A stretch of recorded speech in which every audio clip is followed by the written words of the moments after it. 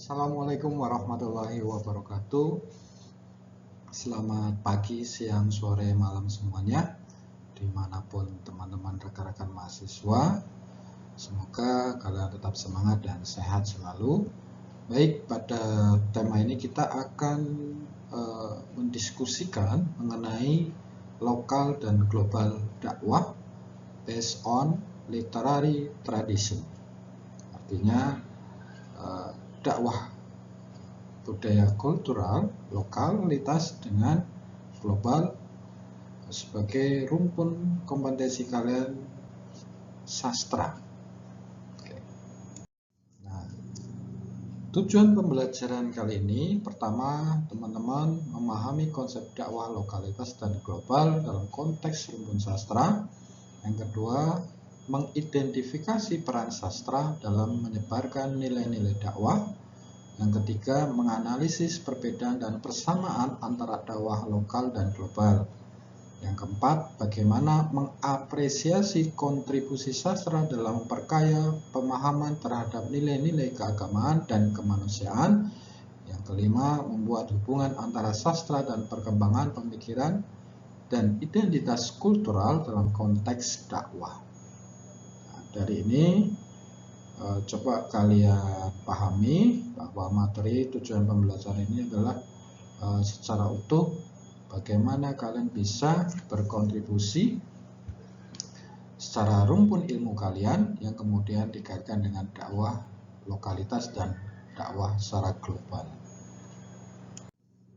Nah, pengertian dakwah dalam konteks rumpun sastra bahwa dakwah sastra mengacu pada upaya menyampaikan pesan-pesan keagamaan, moral, atau secara filosofis melalui karya-karya sastra. Istilah dakwah tentu dari bahasa Arab yang berarti panggilan atau penyeruan. Kemudian dalam konteks Islam merujuk pada upaya untuk menyebarkan ajaran Islam kepada orang lain. Nah, dari sini masuk ke pengertian dakwah dalam konteks sastra. Artinya bahwa dalam konteks sastra tidak terbatas pada pengajaran agama semata, tetapi juga mencangkup aspek-aspek sosial, etis, dan kemanusiaan. Sastra media yang kuat dalam menyampaikan dakwah karena mampu menjangkau dan mempengaruhi emosi, pemikiran, dan keyakinan pembaca dengan cara yang mendalam dan estetis. Oke. Dakwah lokal dalam sastra seperti apa? Tentu dakwah lokal merujuk pada upaya menyebarkan ajaran Islam, moral, atau nilai-nilai kehidupan yang dilakukan dalam lingkup lokal atau sesuai dengan konteks budaya dan tradisi masyarakat tertentu. Nah, dakwah lokal lebih fokus pada kebutuhan dan kondisi sosial budaya di suatu komunitas atau daerah tertentu. Nah, dalam hal ini dimaksud adalah dakwah komunitas. Bagaimana dengan sastra? Nah, dalam lokal, dalam sastra merujuk pada upaya penyampaian pesan-pesan keagamaan, moral, dan filosofis melalui karya-karya sastra yang berakar pada budaya, tradisi lokal, suatu masyarakat, atau rumpun sastra tertentu, sehingga membentuk identitas masyarakat tempat karya sastra itu lahir. Oke. Rekan-rekan mahasiswaku semua, bahwa dengan demikian dakwah lokal dalam sastra bukan hanya tentang menyebarkan ajaran agama, tetapi juga tentang bagaimana membangun kesadaran dan memperkuat identitas kultural masyarakat melalui karya-karya sastra yang memadukan nilai-nilai keislaman dengan konteks budaya lokal yang kaya dan beragam. Ya. Nah, kemudian ciri-ciri dakwah lokal dalam sastra itu apa? Pertama, ini kontekstual. Artinya bahwa dakwah secara kontekstual diterjemahkan dalam bahasa lokal juga disampaikan dengan cara yang relevan dengan kehidupan sehari-hari dan nilai-nilai lokal yang dianut. Kemudian gaya bahasanya nih, penggunaan gaya bahasa sastra atau komunikasi yang khas menjadi ciri khas dakwah lokal dalam sastra. Sastra menggunakan teknik-teknik retorika dan naratif untuk menyampaikan dakwah secara efektif kepada pembaca atau pendengar. Kemudian sebagai representasi budaya lokal, artinya menggambarkan kehidupan sehari-hari. Dengan melalui representasi ini, pembaca atau pendengar dapat merasakan relevansi pesan-pesan yang disampaikan dalam karya sastra. Yang terakhir, inkulturasi. Proses ini terjadi ketika nilai-nilai keislaman, agama atau moral disatukan dengan unsur-unsur budaya lokal, memastikan bahwa pesan-pesan dakwah tidak hanya dipahami, tetapi juga bagaimana diterima dengan baik oleh masyarakat yang menjadi sasaran atau target kalian. Oke. Bagaimana dengan dakwah global? Dalam konteks rumpun sastra tentu secara global merujuk mencangkup universal atau melintasi batas-batas budaya dan geografis. Berbeda dengan yang lokal tadi, hanya lebih terfokus pada nilai-nilai budaya tradisi lokal, sedangkan global mencapai audiens spektrum yang lebih luas dengan menggunakan bahasa dan konteks yang dipahami secara global. Dengan demikian, bahwa dakwah global dalam sastra tidak hanya menghadirkan pesan-pesan keagamaan, namun juga mencerminkan respon terhadap dunia yang semakin terhubung secara global dan kompleksitas tantangan-tantangan sosial budaya dan ekonomi yang dihadapi oleh masyarakat global saat ini. Studi kasus dakwah global dalam sastra kontemporer seperti apa? Tentu teman-teman bisa melihat contoh-contoh karya sastra dengan tema yang global, dunia. Penggunaan bahasa dan motif universal. Beberapa penulis menggunakan bahasa yang motif universal menyampaikan pesan-pesan keagamaan, misalnya novel atau cerita pendek yang menggunakan bahasa Inggris atau bahasa lain yang dikenal secara global untuk mencapai audiens yang lebih luas. Kemudian dari situ menggunakan media sosial dan teknologi. Banyak sekali di media-media sosial, medsos seperti IG, TikTok, Twitter, Facebook, dan lain-lain. Nah, menyampaikan platform itu, kemudian kutipan-kutipan yang menginspirasi dari karya sastra mereka, memungkinkan pesan dakwah tersebar lebih cepat di antara audiensi global. Contohnya ini, ya, Jalaluddin Rumi di Instagram itu banyak sekali. Nah, coba nanti kalian lihat-lihat contoh-contoh karya sastra dakwah secara global. Oke, di media sosial seperti TikTok, IG, Instagram, Facebook, Twitter, dan lain-lain. Setelah itu coba kalian amati, kalian dalami, dan kalian pahami. Oke. Baik. Nah, yang sangat menarik kali ini adalah ketika sastra berbicara konteks global, itu ada unsur inkorporasi nilai-nilai universal. Karya sastra menginkorporasikan nilai-nilai universal seperti keadilan, kesetaraan, atau perdamaian yang tidak hanya relevan secara lokal, tapi juga diakui secara global sebagai nilai-nilai yang penting. Kemudian adanya reaksi terhadap tantangan global.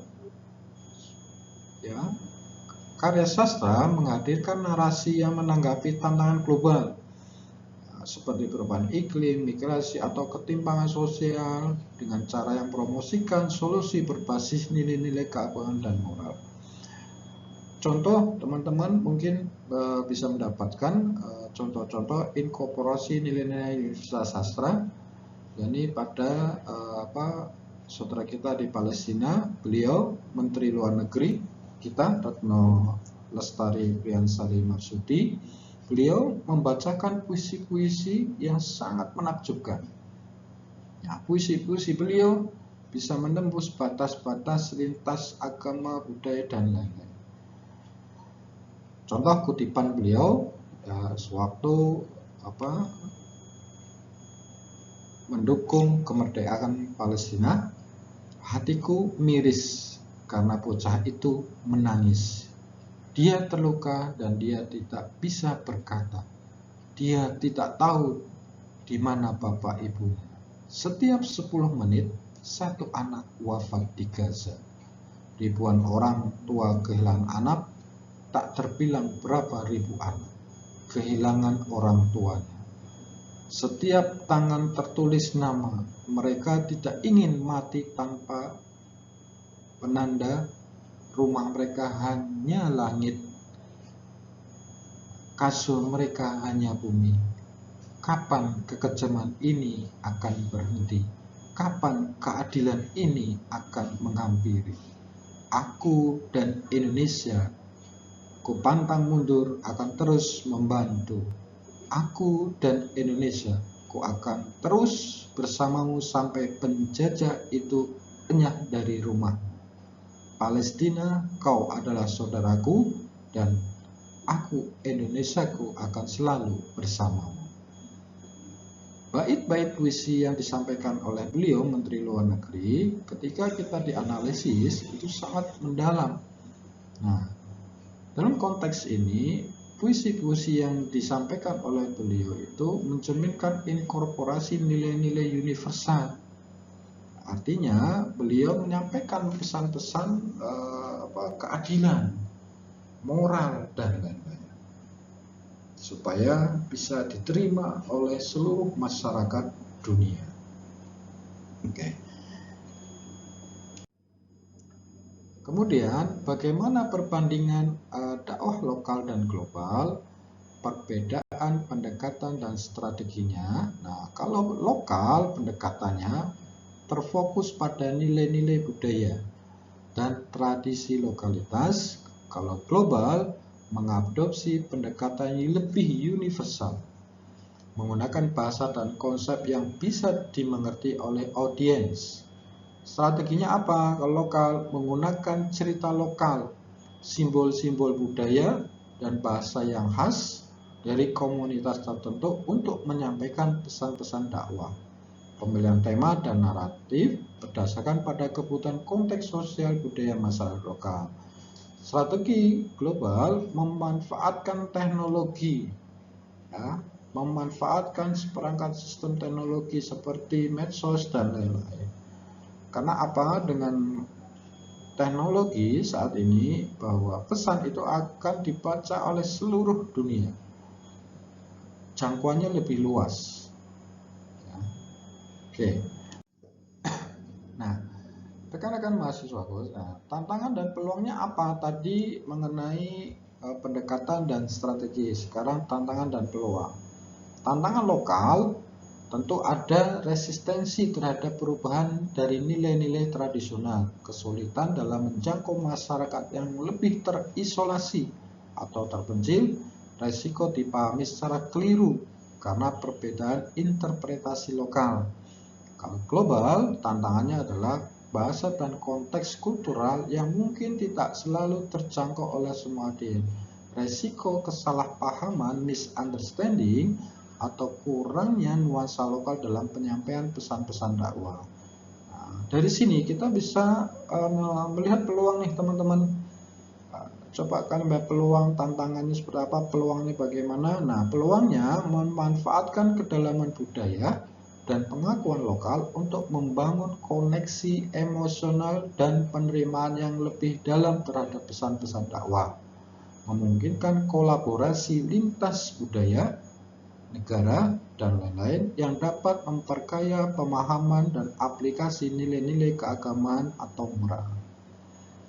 Itu peluangnya. Dari peluang ini coba nanti kalian kembangkan dalam konteks sastra, rumput ilmu kalian sebagai seorang mahasiswa sastra, mencoba mengejawantahkan, menafsirkan, kemudian mengembangkan narasi-narasi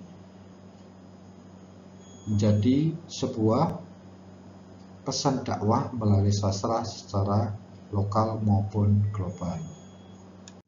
Rekan-rekan mahasiswaku, dari penjelasan-penjelasan tadi, saya cuma menyampaikan mengenai ini. Picture is worth a thousand words. Apa itu maknanya? Coba kalian pahami secara mendalam dan kalian renungkan dengan baik-baik. Oke. Kemudian kita lanjut, sastra sebagai cerminan budaya dan identitas kultural dalam konteks dakwah. Pertama, representasi budaya lokal. Ya, sastra seringkali mencerminkan nilai-nilai tradisi dan ritual kehidupan sehari-hari dari berbagai budaya, menjalankan aspek-aspek budaya yang terkait dengan agama kepada audiens yang lebih luas. Kemudian yang kedua, penghormatan terhadap identitas kultural ini. Dalam konteks dakwah, penggunaan bahasa dan tradisi lokal dalam sastra dapat menguatkan pesan-pesan keagamaan dengan cara yang lebih diterima oleh masyarakat setempat.